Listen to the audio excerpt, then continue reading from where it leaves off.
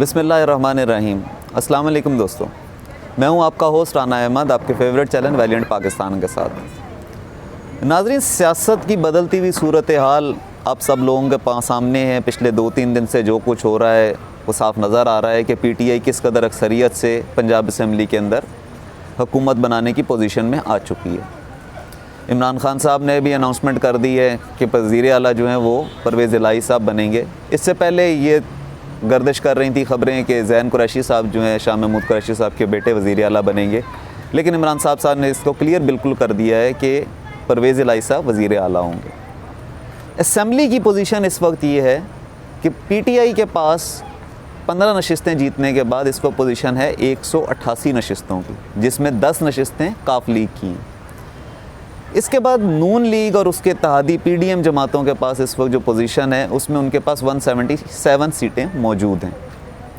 अब current scenario के अंदर तो साफ नज़र आ रहा है कि PTI बरसर इक़्तिदार आ जाएगी और वज़ीर आला परवेज़ इलाही साहब बन जाएंगे। लेकिन अब इंटरेस्टिंग बात आज जो सामने आई है वो ये है कि जो वज़ीर दाखिला राना सनाउल्लाह साहब ने एक बयान दिया है कि जी हम आपके 5 अराकीन को गायब कर लेंगे। तो भाई मेरे, अगर 5 अराकीन को गायब कर भी लोगे तब भी अक्सरियत तो PTI की रहेगी, वो अक्सरियत ख़त्म तो नहीं हो जाएगी। तो बकाया की जो 8-6 नशिस्तें हैं उनको कहाँ से पूरा करोगे?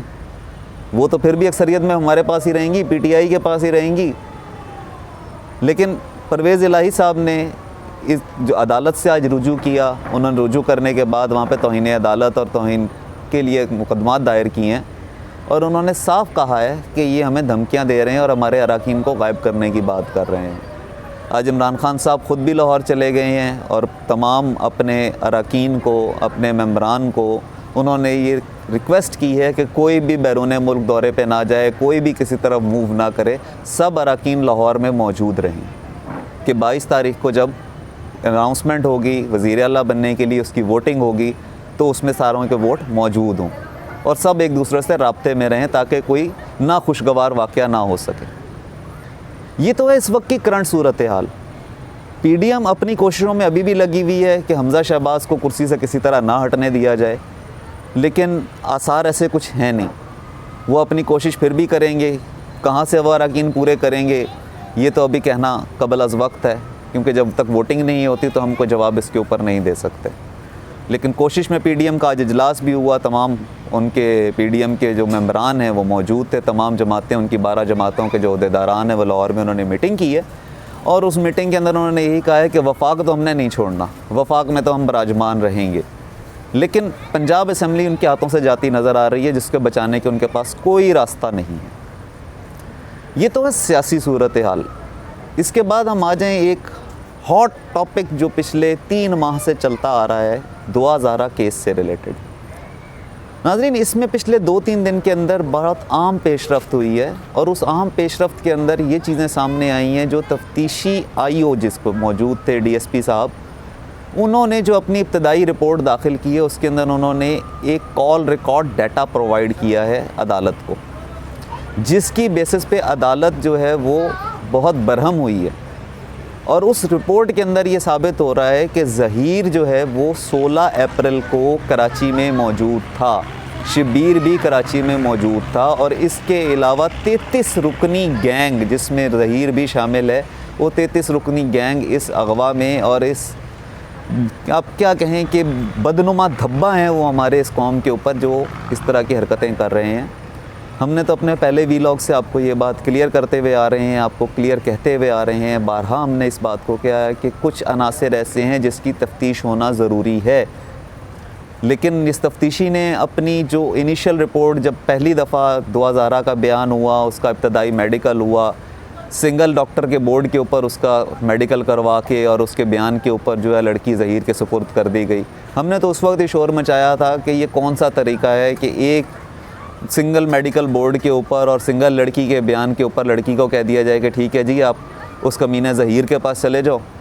और फिर हमारे कुछ ऐसे यूट्यूबर और ख़ास तौर पे एक यूट्यूबर जिन्होंने रसाई हासिल की हुई थी ज़हीर और दुआत के घर तक, और सिवाय उनके कोई भी उस मामले को जो है वो उछाल नहीं रहा था, कोई बात नहीं कर रहा था और टोटल उनके हक़ में बात कर रहा था, तो हम तो कहेंगे कि वो भी उन्हीं के ग्रुप का हिस्सा है।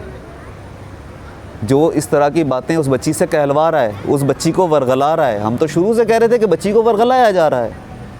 इकरारुल हसन साहब ने जब ईद के ऊपर अपना एक प्रोग्राम किया और उसके बाद दोबारा 2-3 दिन बाद उन्होंने एक प्रोग्राम करके इन चीज़ों को क्लियर किया कि वाकई एक गिरोह है, एक पूरा कुनबा है जो इस बातों में मुलव्वस है। इकरार भाई कभी सबूतों के बगैर बात नहीं करते और उन्होंने इस चीज़ को प्रूव किया और कोशिश तो उन्होंने बहुत की थी कि बेसिकली उन इकरार भाई का जो माइंड जिसको आप कहें कि ओपन हुआ वो इस बातों से हुआ जब उन्होंने कोशिश की ज़हीर, दुआ और दुआ के वालिदैन को मिलवाने की, जिस पे उनको मना कर दिया गया।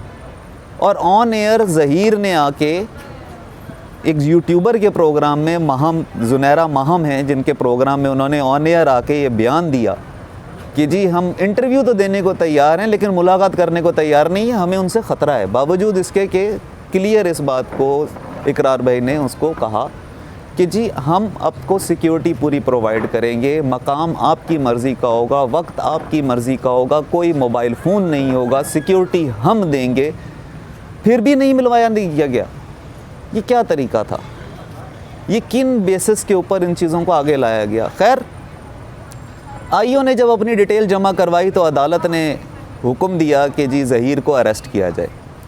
ज़हीर 14 जून तक बेल के ऊपर थे, लाहौर हाई कोर्ट से उन्होंने राहदारी ज़मानत ली हुई थी। उसके बाद उनकी ज़मानत जब ख़त्म हुई तो उन्होंने 16 तारीख को बहावलपुर की अदालत में रुजू किया। 16 तारीख को जब बहावलपुर की अदालत में रुजू किया तो हाई कोर्ट के अंदर, क्योंकि ये केस ऑलरेडी एक हाई प्रोफाइल केस बन चुका हुआ है, उस केस के ऊपर जब उन्होंने बात की तो जज साहब ने रिमार्क्स दिए कि जी आप राहदारी बेल हमसे दोबारा मांग रहे हैं, आपने तो पहले ही बेल इस बेस पे ली थी कि जी मैं अदालत में जाके सिटी कोर्ट के अंदर अपनी गिरफ़्तारी देना चाहता हूँ, अपने आप को पेश करना चाहता हूँ, अपना मुद्दा बयान करना चाहता हूँ और इंटरिम बेल लेना चाह रहा हूँ वहाँ से, तो इसलिए मुझे राहदारी ज़मानत दी जाए। तो आपने 14 तारीख तक तो वहाँ पेश हुए नहीं, अब आप किस बुनियाद पे ज़मानत लेने के लिए आए हैं? हम आपको ज़मानत एक्सटेंड नहीं कर सकते। तो अदालत ने बेल मना कर दी। तो ज़हीर के पास ज़मानत तो मौजूद नहीं, बेल बिफोर अरेस्ट तो मौजूद नहीं है। और जब अदालत ने परसों ये अपनी कार्रवाई की, उन्होंने कहा कि जी ज़हीर को गिरफ़्तार किया जाए और ज़हीर समेत 33 मुलज़मान को अदालत में पेश किया जाए।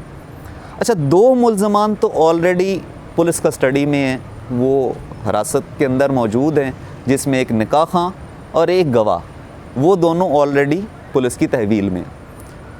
अब जो बकाया 31 हैं बशमूल ज़हीर के, अब वो 31 रुकनी गैंग को पकड़ने के लिए सिंध हाई कोर्ट ने ऑर्डर दिया कि जी आप पंजाब से रब्ता करें। थोड़ी सी प्रॉब्लम्स थी, उसको उन्होंने टैकल किया। वज़ीर दाखिला को लेटर लिखा गया अदालत की तरफ से, फिर वज़ीर दाखिला पंजाब को लेटर लिखा गया, फिर होम मिनिस्ट्रियों ने, दोनों ने, पंजाब और सिंध की होम मिनिस्ट्री के अंदर लेटर्स का तबादला हुआ और विद इन अ डे सारा कुछ चेंज हुआ और सिंध से पुलिस जो है वो लाहौर आई और कल की तारीख़ में 10 मुलज़मान को पुलिस गिरफ़्तार करने में कामयाब हो गई है।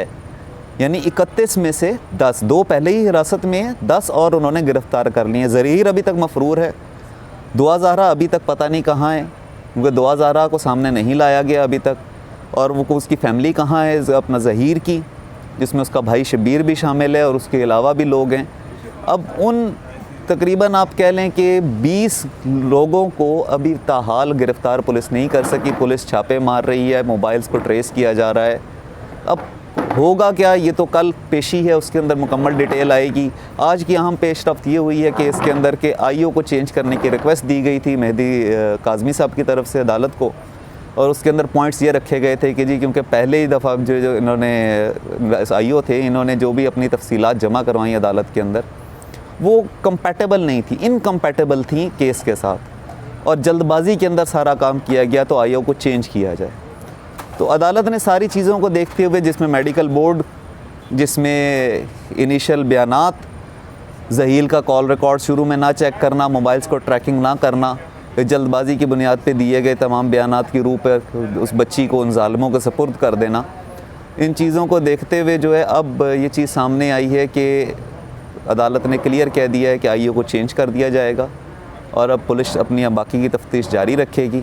लेकिन कल की तारीख़ में क्या होगा ये अदालत में ही पता लगेगा। अल्लाह ताला उस बच्ची को उस वालिदैन से जल्दी मिलवाए। हमारी दुआ है कि अल्लाह ताला उस बच्ची को खैर खैरियत से रखे, क्योंकि ये चीज़ें सामने आई थी कि शायद दुआ ज़हरा का कत्ल कर दिया जाएगा, क्योंकि बच्ची से भी बयान दिलवाया गया कि बच्ची ने भी कहा कि टीवी ऑनलाइन कि जी मैं ज़हीर के बग़ैर नहीं रह सकती और मैं अपनी आपको जान से मार लूँगी अगर मुझे ज़हीर से अलग किया गया। बेसिकली तो वो बयान दिलवाया जा रहा था। तो हम तो यही आपसे दुआ करेंगे कि वो बच्ची खैरियत से रहे और अपने वालिदैन से जल्द अज़ जल्द मिले। अपना ख्याल रखिएगा, चैनल को लाइक और सब्सक्राइब ज़रूर कीजिएगा, वीडियो पसंद आए तो शेयर करें। अस्सलामु अलैकुम।